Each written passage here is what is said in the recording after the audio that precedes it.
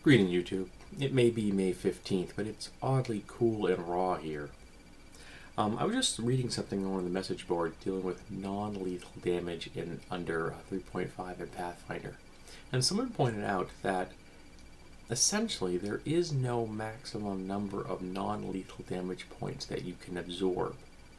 The way the rules are stated for Pathfinder, at least, is that if your non-lethal damage points, and non-lethal points are not the same as lethal damage, so if you have, say, 20 hit points of standard hit points, and you take non-lethal damage because somebody punches you with a fist or uses some kind of non-lethal weapon like a sap, you begin to accrue non-lethal hit points. Now, non-lethal hit points go from 0 and work their way up, as opposed to standard hit points start at your total and work their way down. It's a little strange.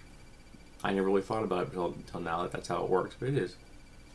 So if you match your current level of normal hit points with non-lethal damage, you are staggered. If you exceed that, you are rendered unconscious. That sounds pretty decent. It seems like a way of taking someone alive, if you need to do that. Especially if useful if you're playing a non-violent character, say someone has the vow of non-violence, or I think that's what it's called, 3.5, yeah. And something along those lines.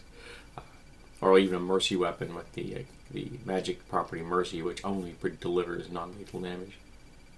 But what happens when you overcome that? What if you get 100 non-lethal hit points? Is there no effect, even if you only say have 50 normal hit points? Should there be some additional effect? So, per this discussion, someone came up with the house rule that if you exceed your maximum hit points, so as the example I just gave, you've got 50 hit points. And once you exceed 50 hit points of non-lethal damage, whatever your current level is, you're already unconscious at this point, you begin to take lethal damage. Now, I don't think it's all that likely that someone's going to continue to beat you when you're unconscious. Possible. So I guess it is possible that they could beat you to death eventually. It is possible to do this with the human fists alone. You can beat someone to death with them. It just usually takes a while unless you get very lucky. Or you're very unlucky if you're the victim.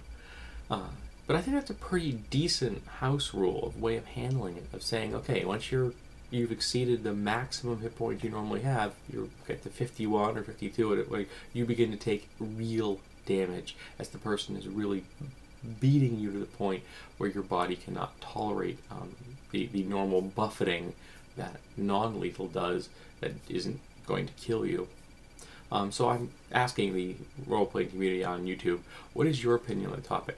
How do you handle non-lethal damage? Do you just let it accrue forever and there's no consequences to this fact?